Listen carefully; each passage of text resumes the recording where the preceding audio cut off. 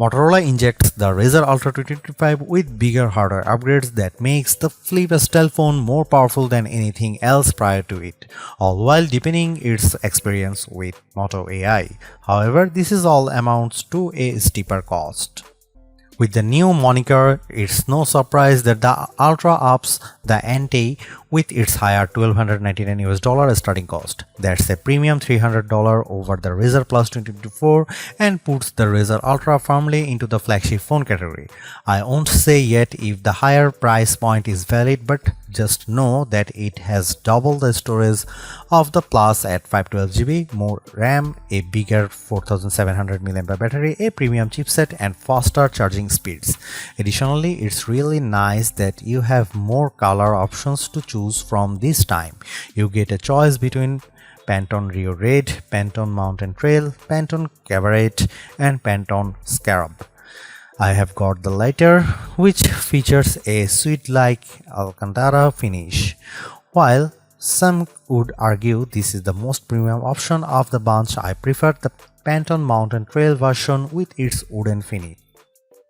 Motorola hasn't made any drastic changes with the design of the Razr Ultra 2025 since it bears many of the same design aesthetics as last year's Razr Plus 2024. For a flip-style phone, it's still a charming design with its thin construction, although it's a touch thicker, wider, and heavier than its sibling in the Razr Plus 2025.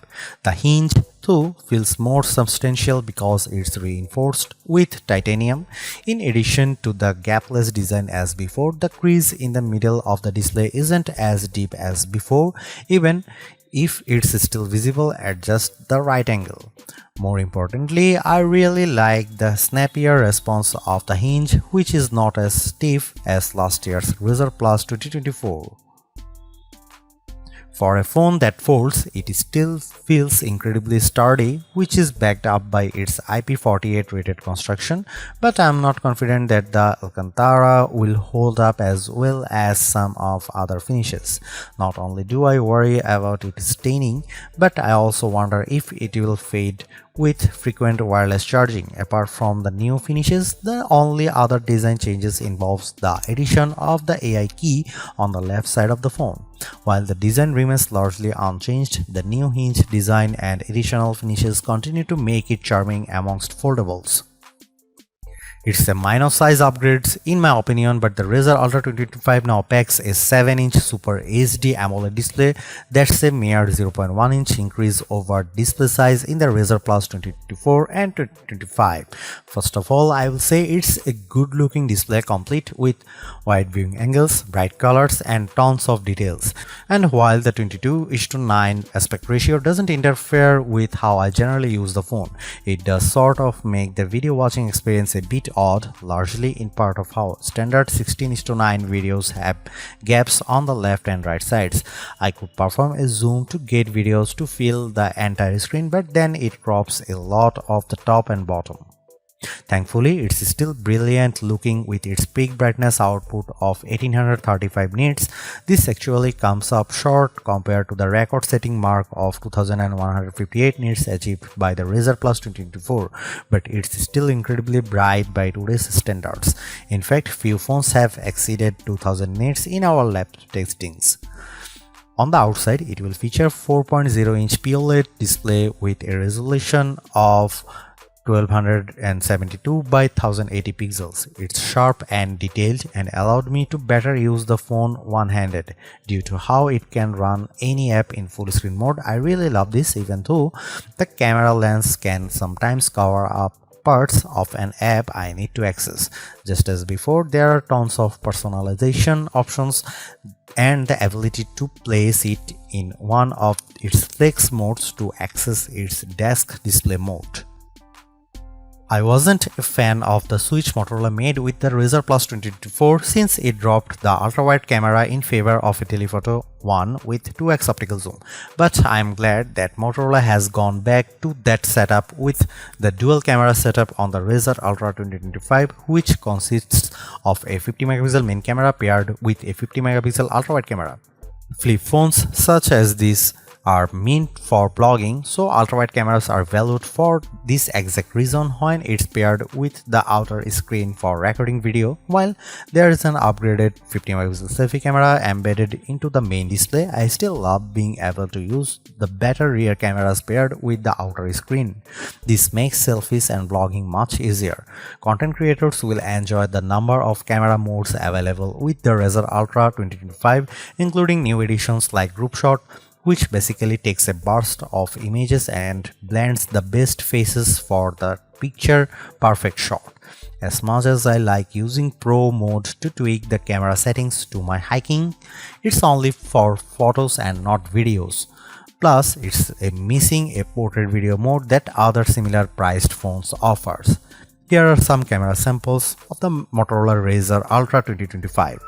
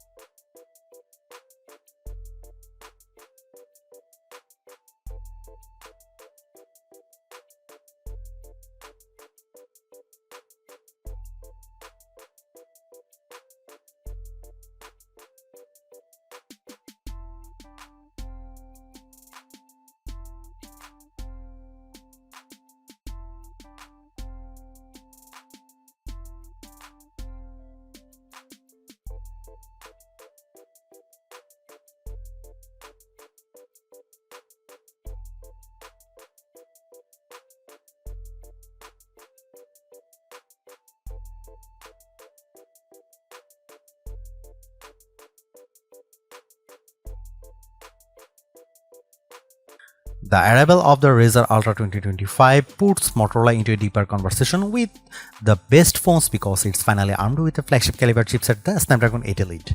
I'm not surprised by how much of a difference this makes because I have seen the benchmark scores put up by other phones, but it definitely makes the Razr Plus 2025 the most powerful foldable phone in our tested to date. In Geekbench 6, the Snapdragon 8 Elite paired with 16GB of RAM outperforms last year's Snapdragon 8s Gen 3 powered Razr Plus 2024 by a long way. Its single and multi-core scores of 2719 and 8342 respectively even managed to beat Galaxy Z Flip 6. There's also a remarkable GPU performance boost as well, nearly doubling the frame rate that the Razr Plus 2024 achieved with 3D Mark's Wildlife Unlimited test. The 73.74 FPS average frame rate pulled in by the Razr Plus 2024 isn't too shabby, but the Razr Ultra managed 145.32 FPS running the same test. This is all translates to an exceptional performance no matter what I do or run on the phone. Scrolling through the interface is also buttery smooth, thanks in part to its adaptive 165Hz refresh rate, which gives animations that extra fluid look.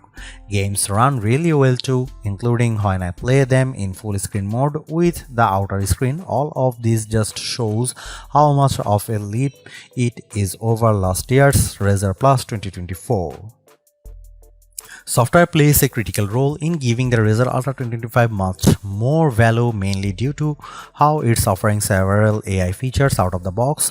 Moto's custom UI is running on top of Android 15, but it's amplified by how it integrates Moto AI and other AI assistants into the mix. Before I get into that, I will say that the Razr Ultra 2025 has a lot of unity when it comes to being productive, in addition to being able to run two apps simultaneously on the main display. I really appreciate how it's one of the few phones I can comfortably use one-handed, thanks in part of how the outer screen can run just about any app. I might be in the minority when it comes to seeing this as a huge benefit, but it's hard to describe just how helpful it is. There's also a Smart Connect, which offers an intuitive desktop-like experience that also seamlessly works with other devices. Essentially, it's Motorola's version of Samsung DeX, but it works entirely through a wireless connection, from being able to access apps and files stored on the Razr Ultra 25. Smart Connect can even allow me to cast a virtual version of the phone on my Windows 11 laptop. This is all fantastic, but I just wish it could work through USB-C as opposed to doing it just wirelessly. With a wired option, I would be able to directly connect my X-Real AR glasses to it for an even better experience. I am even happier to see that Motorola's in the AI race now, because Motorola AI is available right from the start. The company's been working on this for a while now, starting off as a beta with the Razr models last year and finally revealing it in full here. Some of the Moto AI tools can be quickly launched by pressing the dedicated AI key on the side of the phone, but the full suite is accessible by running the dedicated Moto AI app. These Moto AI tools consist of Catch Me Up, Pay Attention, and remember this, Catch Me Up uses AI to give me a helpful summary of my notifications. Pay Attention is a voice recorder that will transcribe and summarize recordings, and remember this allow me to save screenshots, photos and more for me to recall later. Over on the creative side, I really like the suite of tools that Moto AI offers, which is more or less the same stuff I have seen with Apple Intelligence, Galaxy AI and Google AI. For example, Image Studio lets me generate images through a text prompt, which I am happy to say manages to create realistic images when I asked to generate Teenage Mutant Ninja Turtle fighting black cats. Meanwhile, Sketch to Image uses AI to take my crude drawings and generate finer, more detailed images. However, many of other AI-assisted photo editing tools I have come to use aren't handled by Moto AI at all. Instead, it leans on Google Photos to perform tasks such as removing unwanted subjects and re-imaging images. Likewise, it also incorporates Google Gemini and Perplexity to perform more advanced requests, but you only have access to them for 3 months, which you will then need to pay subscriptions to continue accessing their advanced features. I'll give Motorola credit for bringing these AI tools and assistants to the Razr Ultra 2025, but it's playing catch up. For example, it doesn't create richer document outlines and summaries with Pay Attention as I have seen with the Note Assist with the Galaxy S25, nor does it have anything remotely close to the call screen function of the Pixel 9. Despite this, it's a good starting point for keeping the Razr Ultra 2025 in the game when it comes to AI features. It just needs more of them at this point to match the utility that its rivals offer. At the same time, I am disappointed that Motorola still keeps to 3 years of software support, which is laughably short compared to other phones. Honestly, it's hard to believe that there is a 4700 mAh battery inside of the Razr Ultra 2025 because its overall size isn't that much different from the Razr Plus 2024. Paired with the power efficiency of the Snapdragon 8 Elite, the Razr Ultra 2025 reaches new heights with its battery endurance. Not only it is the most powerful foldable phone that has gone through our battery test, but it's also the longest lasting battery in a foldable as well. There is just no comparison here because it blows away the Razr Plus 24 and Galaxy Z Flip 6 with its remarkable time of 18 hours and 57 minutes. However, it only achieved that mark with the refresh rate set to efficiency fast mode. Out of the box, it's set to smart and balanced mode, reaching a time of 15 hours and 42 minutes running the same test. The default battery performance still lands the Razr Ultra 25 in our best phone battery life guide. In my day-to-day use, I am also pleased to see that it's making a huge difference because for a phone of its size, it easily carries me through an entire day without the need to charge. Luckily, it also gets an upgrade with its 45-watt wire charging, which gets it to 40% capacity in 15 minutes of charging. That goes up to 72% after 30 minutes of charging. I have yet to commit long term to using a flip style phone, but the Motorola Razr Ultra 2025 is making a strong case to make me ditch my Galaxy Z Fold 6. That's because this compact ultra sleek foldable phone is turbocharged in nearly every way over last year's Razr Plus 2024. Like I have said already, it's the most powerful and longest lasting foldable phone I have come across. On other note, I also love how it goes back to main and ultra wide camera setup, which is powerful combo for creators. I just wish there are more video centric modes to really make more use out of it. At the same time, the new Moto AI features help to diversify its experience, but it doesn't come close to matching the robust set offered by the Galaxy Z Flip 6. There's definitely still a lot more that Motorola could do to bring it to the same level, but it's not here in the current iteration. Most of all, I'm torn about the higher cost. It's a big step up over past models and sets a precedent for everything else. Price increases are inevitable, but this is just a bigger jump than what I anticipate shelling out for a flip style phone. It's not perfect, but the Razr Ultra 2025 is steering in the correct direction by entering the AI conversation, all while making marked improvements just above everywhere.